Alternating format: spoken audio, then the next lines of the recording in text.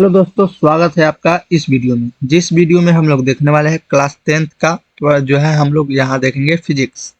Physics में हम लोग देखने वाले हैं जो है चैप्टर 1 हम लोग देख रहे हैं, जिसमें वीडियो पार्ट हम लोग देखेंगे 4। तो वीडियो पार्ट 4 में हम लोग देखेंगे यहाँ हमारा है कि प्रकाश का अपवर्तन क्या है। हमारा टॉपिक जो दिया गया है इसको हम लोग जानेंगे। प्रकाश का अपवर्तन आखिर जो होता है क्या होता है, इसको हम लोग समझेंगे। तो चलिए हम लोग देख लेते हैं कि आखिर जो है प्रकाश का अपवर्तन हमारा टॉपिक है यह क्या होता है।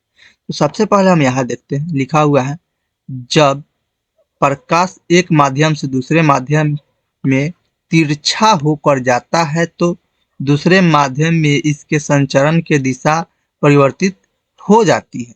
इस परिघटना को प्रकाश का अपवर्तन कहते हैं।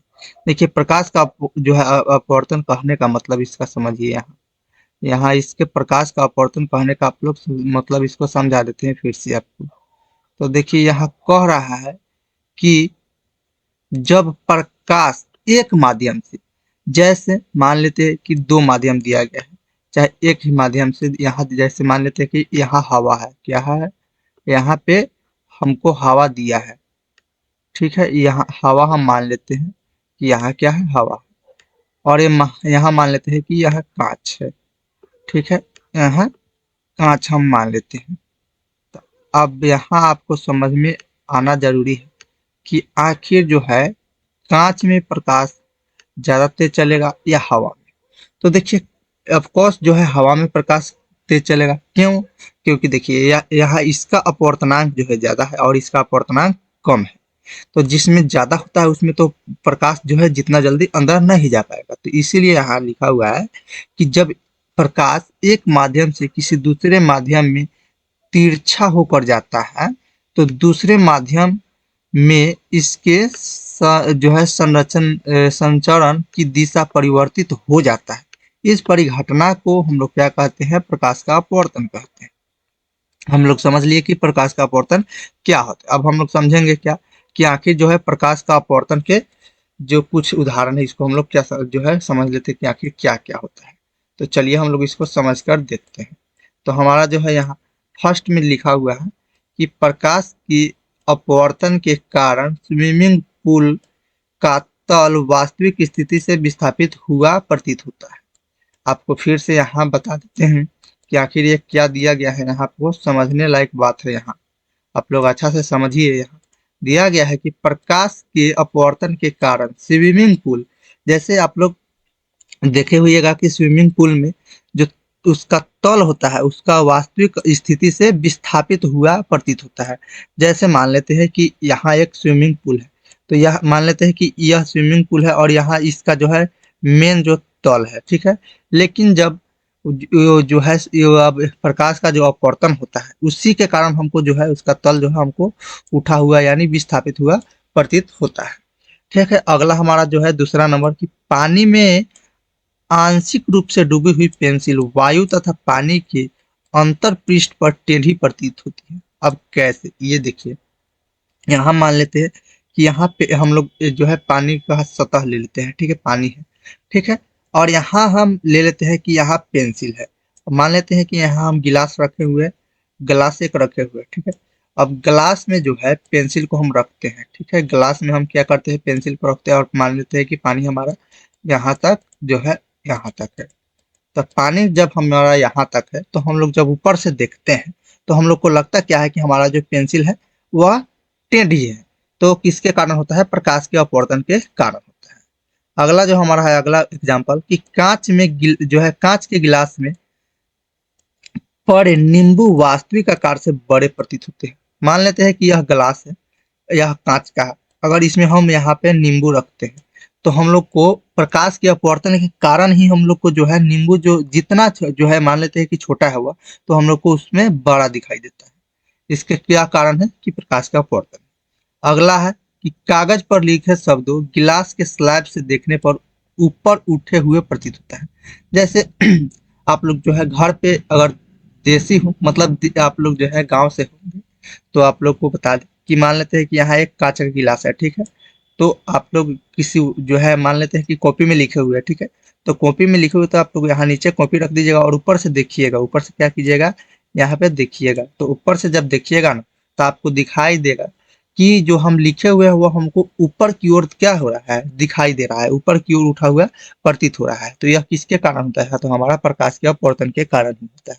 अब यहाँ जो लिखा हुआ है कि कांच के आयताकार स्लैब से अपवर्तन, देखिए कैसे अपवर्तन कराया जाता है कांच के स्लैब से।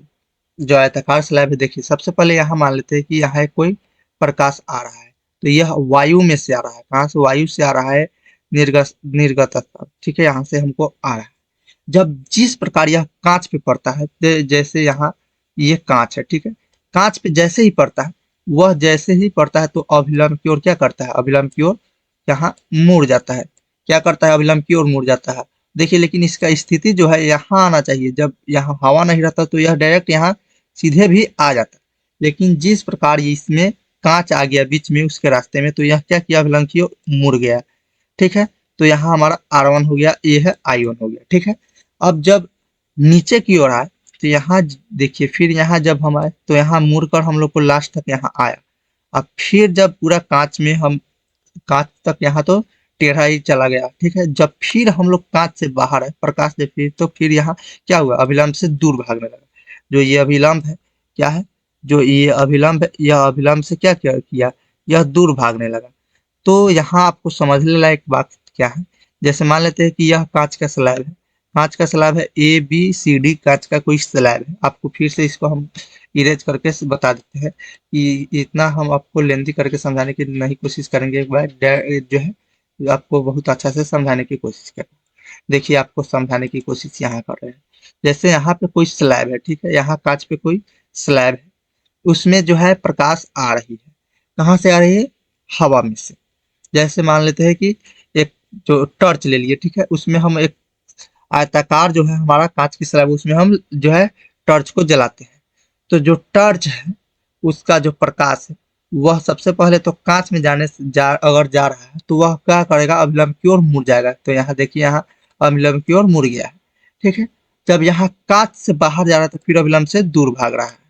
तो जब यहाँ I1 जो है, यहाँ I2 है, वह दोनों बराबर नहीं है। क्यों, क्योंकि यहाँ तो सबसे पहले यहाँ तो जो है अभिलंब से दूर था यहाँ, और यहाँ जो अभिलंब के पास में आ गया था। फिर यहाँ R1 भी है और यहाँ R2 भी है, वह दोनों बराबर नहीं है। क्यों, क्योंकि यहाँ जो है R1 के पास अभिलंब के जो है आ गया था, और यहाँ R2 जो है M डैश के पास आ चुका था, जिसके कारण उसका जो है दोनों बराबर नहीं। और यहाँ जब आया तो यह किसके कारण, तो प्रकाश की यहाँ पे जो है अपवर्तन के कारण वह स्लैब इधर जो है ज्यादा अभिलंब की ओर अभिलंब से भाग गया। तो ये इसमें समझाना था आप लोगों को कि आखिर ये जो है कांच के आयताकार स्लैब से अपवर्तन किस प्रकार होता है। चलिए अब हम लोग आगे देखते हैं। तो हमारा आगा जो है आगे है यहाँ कि प्रकाश अपवर्तन के दो नियम होते हैं। आप लोग जानते हैं कि प्रकाश के अपवर्तन के कितने नियम है, दो नियम है। तो वही समझाने की कोशिश करते हैं कि आखिर प्रकाश के अपवर्तन के दो नियम कौन कौन से हैं। तो यहाँ आपको दिया गया है कि एक नंबर यहाँ है कि आपतित किरण, अपवर्तित किरण तथा दोनों माध्यमों को पृथक करने वाले पृष्ठ के आपतन बिंदु पर अभिलंब सभी एक ही तल में होता है। ये आपको जो है बताया गया पहले भी होगा कि आपतित किरण, अपवर्तित किरण तथा अभिलंब तीनों क्या होता है, एक ही तल में होता है। आप लोग को सिंपल भाषा में बताया गया होगा। यहाँ दूसरा है कि प्रकाश की किसी निश्चित रंग तथा निश्चित माध्यमों के युग्म के लिए आपतन कोण की जया साइन आई तथा अपवर्तन कोण की जया साइन आर, और जो है साइन आर का अनुपात स्थिर होता है। इस नियम को स्नेल का अपवर्तन नियम भी कहते हैं। जो sine i by sine r स्थिरांक जो होता है, जो है sine i by sine r बराबर क्या होता है, स्थिरांक। यह क्या होता है, यह स्नेल का नियम होता है। किसका नियम होता है, आप लोग को बता दें कि किसका नियम होता है। यहाँ आपको लिखा गया है, आप लोग को स्नेल का नियम होता है। किसका नियम होता है आपको यहाँ पता है कि यह नियम जो होता है स्नेल का नियम है, स्नेल का नियम है। तो आप लोग इसको अच्छा से याद कर लीजिएगा कि यह नियम किसका है, स्नेल। स्नेल ने यह नियम दिया था कि साइन आई बराबर साइन आर होता है। आप लोग को यह ध्यान में रख लेना है कि जो sine i by sine r जो है हमारा सूत्र जो है, यह किसने दिया था, स्नेल ने दिया था। अब हम लोग यहाँ समझते हैं अपवर्तनांक। देखिए एन बराबर क्या होता है, माध्यम एक में प्रकाश की चाल बट्टा माध्यम दो में प्रकाश की चाल। जैसे मान लेते हैं यहाँ कांच है यहाँ नीचे और यहाँ जो है ऊपर हवा है। तो इससे जो कोई अगर प्रकाश आ रहा है तो यह माध्यम, यहाँ माध्यम एक हो गया, यह माध्यम दो हो गया।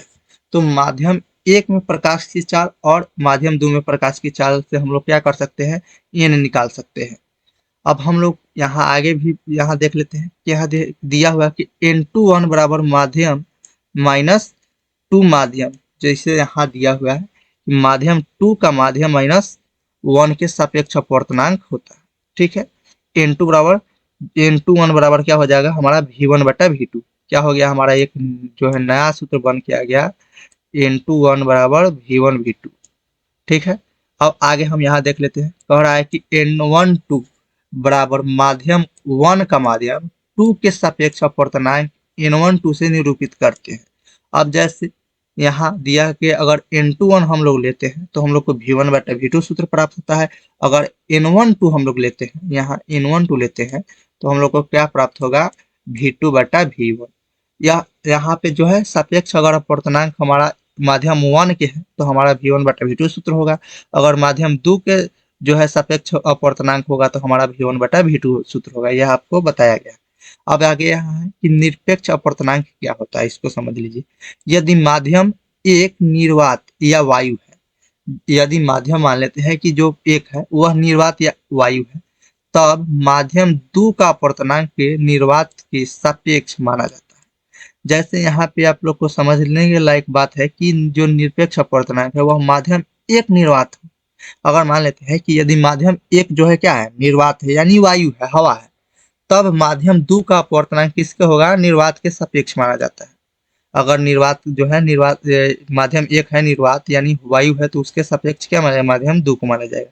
यह माध्यम का निरपेक्ष अपवर्तनांक कहलाता है। क्या कहलाता है, निरपेक्ष अपवर्तनांक कहलाता है। यहाँ n बराबर C/V हमारा जो है एक सूत्र आ गया, जहाँ C बराबर क्या होता है 3 × 10⁸ मीटर पर सेकेंड।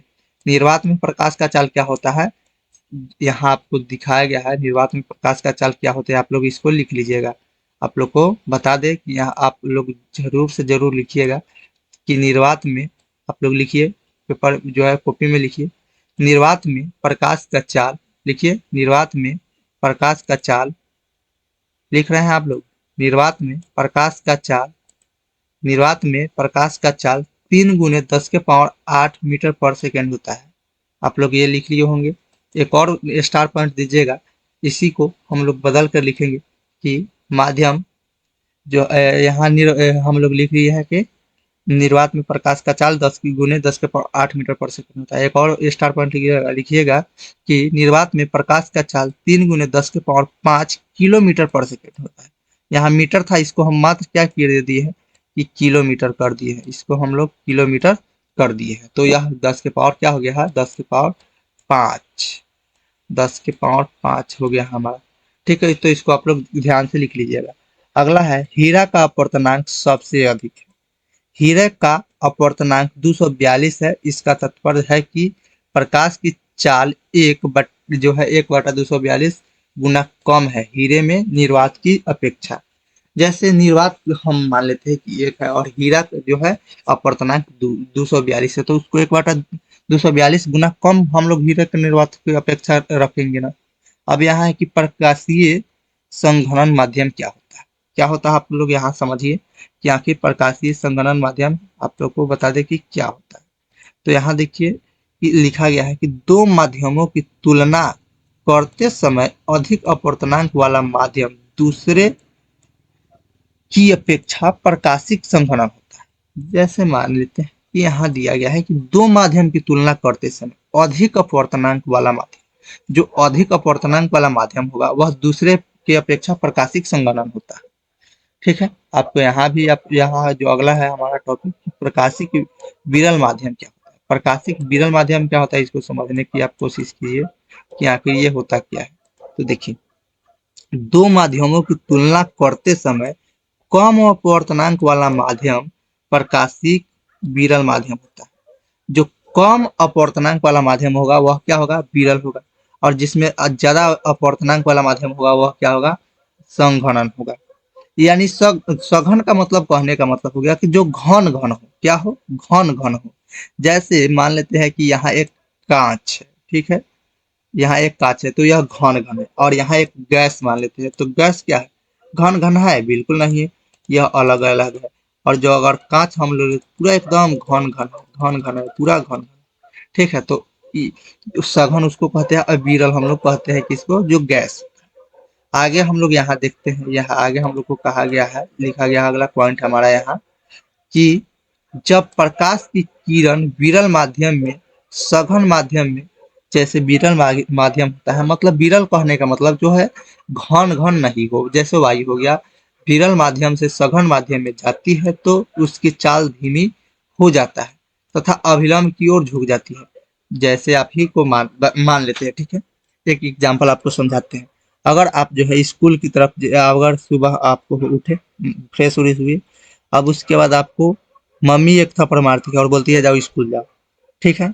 तो आप क्या किए कि मम्मी के एक थप्पड़ जो है, थप्पड़ मारने पर आप लोग स्कूल जाने के लिए तैयार हैं। अगर मम्मी अगर आपको एक थप्पड़ नहीं मारती तो क्या आप स्कूल जाते? आप स्कूल नहीं जाते, आप क्या करते, खेलने चले जाते। तो यह क्या हो गया कि वह जो मम्मी है उसको हम लोग मान लेते हैं कि आप क्या है, विरल माध्यम। मम्मी जो है विरल माध्यम है, क्या है, मम्मी विरल माध्यम है, और जो आप है वो एक सघन माध्यम है, ठीक है? मान लेते हैं, हम मान कर चल रहे हैं कि आप एक सघन माध्यम है। लेकिन जो है अगर मम्मी आपको जो है बता रही कि इधर स्कूल की तरफ जाओ, आप इधर नहीं जाओ, तो क्या किया, आप स्कूल की तरफ गए। तो यहाँ विरल माध्यम जो है, जब विरल माध्यम से कोई भी प्रकाश अंदर सघन माध्यम में जाती है तो वह विलंब की ओर झुक जाती है, मुड़ जाती है, इसको हम लोग कह सकते हैं। तो यह हमारा क्या हो गया, प्रकाश की किरण का विरल माध्यम और सघन माध्यम हम लोग जान लिए। अब हम लोग आगे जानेंगे कि जब प्रकाश की किरण सघन माध्यम से विरल माध्यम में जाती है तो इसकी चाल बढ़ जाती है तथा यह अभिलंब से दूर हटती है। जब सघन माध्यम से, सघन मतलब कोई घन चीज है, उससे जो है प्रकाश गुजरती है, तो वह जब सघन माध्यम से विरल माध्यम में जाती है तो वह क्या करती है कि अभिलंब जो होता है उससे दूर भागती है। क्या करती है, वह दूर से भागती है। जैसे आप मम्मी को देखते हैं क्या करते हैं, दूर भागते हैं कि नहीं, तो उसी प्रकार ये है। आगे है यहाँ गोलीय लेंस। अब गोलीय लेंस क्या होता है, दो तलों से घिरा हुआ कोई पारदर्शी माध्यम जिसका एक या दोनों तल गोलीय है, क्या कहलाता है, गोलीय लेंस कहलाता है। गोलीय लेंस क्या होता है, मान लेते हैं कि अगर आप हम एग्जांपल आपको दे, आप लोग गेंद को देखे होइएगा, बॉल को देखे होइएगा, वह क्या होता है, दोनों तरफ से क्या होता है, घिरा होता है।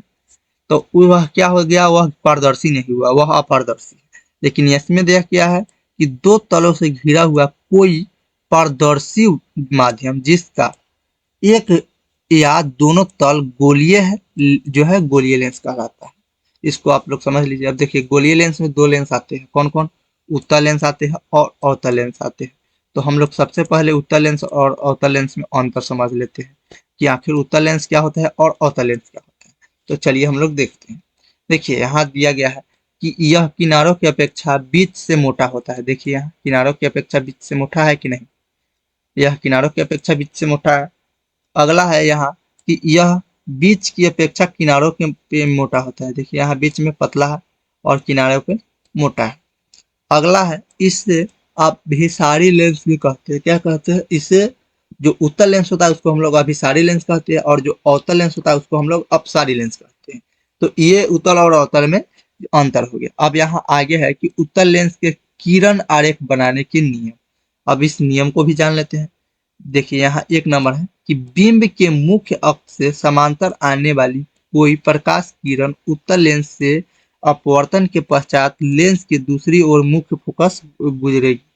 जो क्या करती है कि वह दूसरी ओर मुख्य फोकस से गुजरती है। जैसे यहाँ लेंस दिया गया है, इसमें प्रकाश यहाँ से जा रही है और यहाँ बीच में जो है मान लेते हैं कि यह क्या हमारा अभिलंब है, तो अभिलंब से मुड़ करके फिर वह यहाँ हमारा फोकस से होकर चली जाती है। यह हमारा नियम एक है। दूसरा है कि मुख्य फोकस से गुजरने वाले प्रकाश किरण उत्तल लेंस से अपवर्तन के पश्चात मुख्य अक्ष के समांतर निर्गत होगी। जैसे यहाँ आपको दिया गया है। अगर हम लोग करते हैं क्या कि यहाँ से हम अगर प्रकाश को लेते हैं, ठीक है, तो प्रकाश जो है हमारा विलंब से मुड़कर सीधे क्या करेगी, सीधे यहाँ से चली जाएगी। तीसरा है लेंस के प्रकाशिक केंद्र से गुजरने वाली प्रकाश किरण अपवर्तन के पश्चात बिना किसी विचलन के बिना किसी विचलन के निर्गत होते हैं। जैसे यहाँ से लेंस के प्रकाशिक केंद्र से गुजरने वाली प्रकाशिक केंद्र से क्या करती है, बीचों बीच से गुजरती है, वह सीधे ही चली जाती है बिना विचलन के। अब यहाँ हम देख लेते हैं कि बिंब की स्थिति रखते हैं, जो है प्रतिबिंब की स्थिति कहा जाता है, और प्रतिबिंब का आकार क्या होता है, और प्रतिबिंब की प्रकृति क्या है, यह दिया गया है। अब अगर हम किसी वस्तु को अनंत पर रखते हैं तो हमारा प्रतिबिंब F2 पर बनेगा और यह अत्यधिक छोटा बनेगा, और अभी आभासी तथा उल्टा क्या बनेगा, आभासी तथा उल्टा। दूसरा है एफ जो है 2F1 से परे हम मतलब 2F1 से पहले हम रखते हैं तो F2 तथा 2F2 के बीच बनेगा तथा छोटा बनेगा इसका प्रतिबिंब का आकार, और यह वास्तविक तथा उल्टा होगा यहाँ। तीसरा है कि एफ जो है 2F1 पर अगर F2 को हम 2F2 पर रखते हैं तो समान साइज का बनेगा, वास्तविक तथा उल्टा बनेगा। ठीक है। चौथा है F1 तथा 2F1 के बीच अगर हम किसी वस्तु को रखते हैं तो हमारा 2F2 से बाहर जो है 2F2 के पहले बनेगा विरोध यानी बड़ा होगा, बड़ा बनेगा, वास्तविक तथा उल्टा बनेगा। पांचवा है कि फोकस पर अगर रखते हैं तो वह उसका प्रतिबिंब जो है बनेगा अनंत पर, और जो होगा यह अत्यधिक बड़ा होगा और वास्तविक तथा उल्टा हो जाएगा। छठा है फोकस तथा प्रकाशिक केंद्र के अगर हम बीच रखते हैं तो वह क्या होगा, जिस और बीम के जैसा लेंस की ओर होगा, इसके बीम क्या होगा, लेंस होगा, और यह बड़ा होगा, आभासी तथा सीधा हो जाएगा। आगे है किरण आरेख, यहाँ खींचा हुआ है इन सारों का जितना भी पॉइंट दिया था, जो भी पॉइंट आपको दिया गया था उस पॉइंट का आपको यहाँ किरण आरेख खींच करके यहाँ बताया गया है। यह किसमें है, यह उत्तल लेंस में बताया गया है आपको, ये जो भी बताया गया है यह उत्तल लेंस में आपको बताया गया है। क्या कर सकते हैं आप लोग, इसको स्क्रीनशॉट ले सकते हैं। आप लोग क्या कर सकते हैं, इसका स्क्रीनशॉट ले लीजिए, आप लोग को छोटा कर देते हैं आप लोग के लिए है। आप लोग क्या कीजिए, इसका स्क्रीनशॉट लीजिए, सबसे पहले इसका स्क्रीनशॉट इतना ले लिए होंगे। तो चलिए अब हम आगे चलते हैं, तो हम आगे यहाँ पे देखते हैं। तो हमारा आगे जो है यहाँ दिया गया है अब अवतल लेंस के किरण आरेख बनाने के नियम। वे किसके थे, अवतल लेंस, सॉरी उत्तल लेंस के थे। उसके ऊपर जो हम लेंस देखे हैं वह उत्तल लेंस के थे। अब हम लोग क्या करेंगे, अवतल लेंस के देखेंगे। तो आखिर ये अवतल लेंस के क्या होते हैं उसको हम लोग समझ लेते हैं। तो यहाँ आपको दिया है कि अवतल लेंस के किरण आरेख बनाने के नियम। अब हम लोग क्या करेंगे, अवतल लेंस के किरण आरेख के नियम देखेंगे। तो देखिए यहाँ दिया गया फर्स्ट पॉइंट हमारा, बिंब के मुख्य अक्ष के समांतर आने वाले कोई प्रकाश किरण अवतल लेंस के अपवर्तन के पश्चात चित्र में दिखाए गए अनुसार लेंस की ओर स्थित मुख्य फोकस से क्या करती है, अपसारित होती है, प्रतीत होती है। यहाँ अपसारित हुई प्रतीत होती है, बल्कि होती नहीं। ये भी देखिए आप यहाँ, जैसे यहाँ प्रकाश यहाँ से क्या की है हम लोग दिए हैं, तो प्रकाश बीच में जाकर यह ऊपर की ओर चली जाती है, लेकिन अगर हम लोग इसको पीछे के और ले जाते हैं तो क्या करता है, F1 पर मिल जाता है। ये हमारा एक पॉइंट हो गया। दूसरा पॉइंट है कि मुख्य फोकस से गुजरने वाली दूसरा है हमारा मुख्य फोकस से गुजरने वाली प्रकाश किरण अवतल लेंस से अपवर्तन के पश्चात मुख्य अक्ष के समांतर निर्गत होगी। यहाँ आपको देख लीजिए, यह मुख्य अक्ष के समांतर निर्गत हो गई।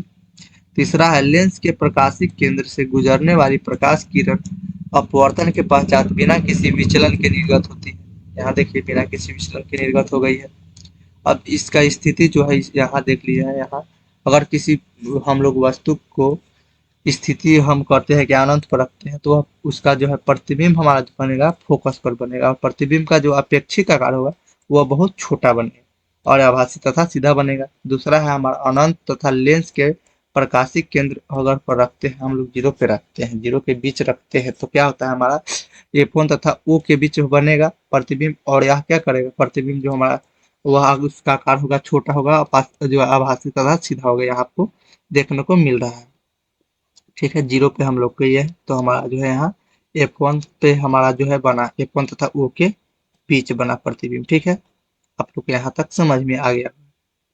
अब हम लोग जो है यहाँ देख लेते हैं, एक ये भी आपको समझ में देखने के लिए देख लिया। यहाँ से अगर ए और बी हम कोई वस्तु लेते हैं, अगर इसको प्रकाश यहाँ से करते हैं है तो हमारा जो है ये उधर की ओर जाता है। ये हमारा अभिलंब है, ये आप लोग समझिए हमारा अभिलंब है, ठीक है। और ये F1, F1 की ओर यह जो अगर हम बैक में ले जाते हैं तो F1 पे हमारा आके मिलता है। तो ये है एक अलग से। और ये है गोलीय लेंसों के लिए चिन्ह परिपाटी क्या होता है, इसको समझिए। देखिए, लेंसों के लिए हम गोलीय दर्पणों जैसे ही चिन्ह परिपाटी अपनाते हैं, किंतु लेंसों में सभी माप उनके प्रकाशिक केंद्र से ले लिए जाते हैं। जो आप लोग गोलीय दर्पण पर है उसी प्रकार इसका भी है, लेकिन इसमें एक दिया गया है कि लेंसों में जो माप होती है उसके प्रकाशिक केंद्र से लिया जाता है। जैसे यहाँ आपको एक लेंस सूत्र है, हाँ इसको आप सबसे पहले क्या कीजिए, इसको आप लोग कॉपी में लिखिए कि लेंस सूत्र क्या होता है। लिखिए आप लोग लेंस सूत्र जो दिया गया है आपको लेंस सूत्र, इसको आप लोग लिखिए तो जितना जल्दी हो सके फास्ट फास्ट में आप लोग लिखिए लेंस सूत्र। इसको आप लोग लिखिए लेंस सूत्र। लेंस सूत्र लिख करके इस लेंस को सूत्र को लिखिए 1/v माइनस 1/u बराबर 1/f। इसको इस प्रकार लिखिए कि 1/v माइनस 1/u बराबर 1/f, ये सूत्र है लेंस। अब यह आवर्धन है, आवर्धन क्या होता है इसको देख लीजिए। एम बराबर प्रतिबिंब की ऊंचाई बटा बिंब की ऊंचाई, यह सूत्र है जिसको हम लोग एच डैश बटा एच कह सकते हैं। और अगर इसको आई में लिया गया है तो हम लोग क्या किए हैं, एच आई बटा एच जीरो कर दिए हैं। तो इस प्रकार भी आप ले सकते हैं। अब देखिए, प्रतिबिंब की ऊंचाई को हम लोग भी कहते हैं और बिंब की ऊंचाई को यू कहते हैं, तो हम एम बराबर वी बाई यू कर सकते हैं। यहाँ अब हम लोग ये प्रतिबिंब की ऊंचाई बटा बिंब की ऊंचाई को हम एच आई और बटा एच जीरो ले लिए हैं। तो यहाँ आपको यहाँ समझाने के लिए एच आई बटा जीरो लेकर और यहाँ पी बाई यू कर दिया गया है। तो यहाँ तक आप लोग समझ लिए होंगे। अब हम लोग जानते हैं कि लेंस का क्षमता क्या होता है। तो यहाँ देखिए कि लिखा गया है कि लेंस की क्षमता।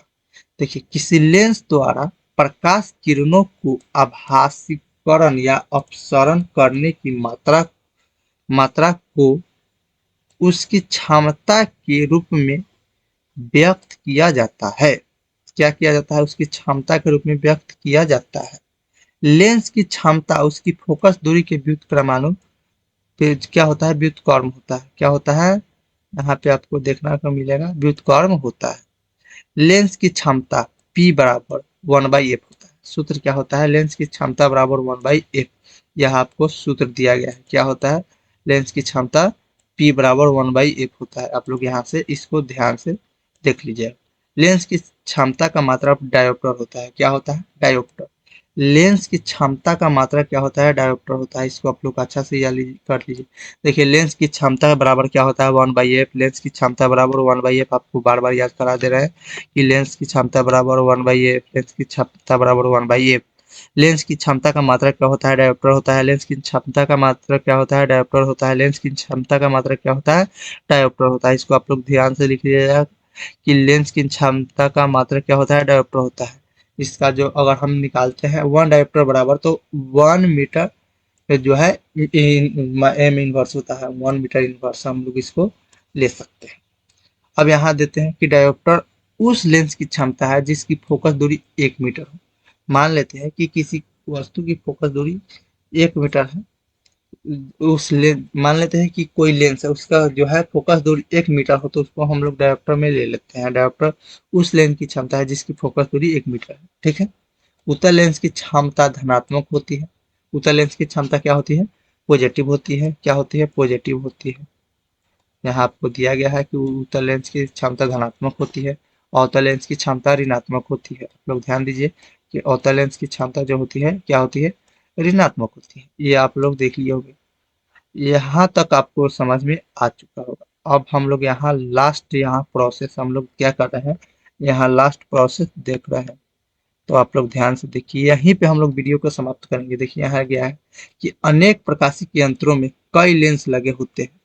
उन्हें प्रतिबिंब को छोटे, अधिक आवर्धित तथा सुस्पष्ट बनाने के लिए संयोजित किया जाता है। संपर्क में रखे लेंसों की कुल क्षमता P उन लेंसों की पृथक पृथक क्षमता को बीजगणितीय योग होती है।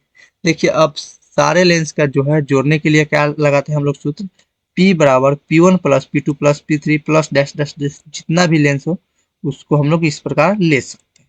तो दोस्तों हम क्या करते हैं कि वीडियो को यहीं पे समाप्त करते हैं। अब आप लोग को बता दें कि अगर अभी तक मेरे टेलीग्राम चैनल, इंस्टाग्राम से और फेसबुक पेज से नहीं जुड़े हुए हैं तो आप लोग क्या कीजिए कि मेरे टेलीग्राम, इंस्टाग्राम और फेसबुक से जुड़ जाए, जिसका लिंक नीचे डिस्क्रिप्शन बॉक्स में दिया गया है। इससे आपको जुड़ने से क्या फ़ायदा होगा कि टेलीग्राम में आपको प्रतिदिन क्विज कराया जाता है। दूसरा बात कि आपको कोई भी नोटिफिकेशन हो तो टेलीग्राम में दिया जाएगा। साथ ही आपको पीडीएफ जो है किस प्रकार लेना है उससे आप भी कर सकते हैं। अगर किसी भी प्रकार की आपको दिक्कत होता है तो आप टेलीग्राम से हमें मैसेज भी कर सकते हैं, इंस्टाग्राम पे मैसेज भी कर सकते हैं, जिसका लिंक आपको डिस्क्रिप्शन में मिल जाएगा। अगर आपको क्लास 8 से 12 तक नोट्स चाहिए तो आप मेरे व्हाट्सएप पे क्या कर सकते हैं, मैसेज कर सकते हैं, जिससे आपको क्या मिल जाएगा, आपको नोट्स मिल जाएगा। तो नोट्स लेने के लिए आप क्या कीजिएगा कि आप मेरे व्हाट्सएप जो है व्हाट्सएप पे मैसेज कीजिएगा, कॉल नहीं कीजिएगा, केवल मैसेज कीजिएगा, जिससे आपको जिस क्लास का नोट्स चाहिए उस क्लास का आपको नोट्स दिया जाएगा। तो हम वीडियो के यहीं पे समाप्त करते हैं। अगर आप लोग अभी तक मेरे चैनल को सब्सक्राइब नहीं किए हैं तो चैनल को क्या कीजिए, सब्सक्राइब कीजिए, साथ में बेल आइकन को दबा दीजिएगा ताकि जो भी वीडियो हम अपलोड करें सबसे पहले आप तक पहुंचेगा। दूसरा का बात कि अगर आप लोग वीडियो को अभी तक लाइक नहीं किए हैं तो वीडियो को लाइक कीजिए। अगर आपको वीडियो पसंद नहीं आता है तो वीडियो को डिसलाइक भी कर सकते हैं। अगर आप जो समझ में आ जाता है तो आप लोग कमेंट करके ज़रूर बताइए कि हाँ किस प्रकार का आपको जो है वीडियो लगा।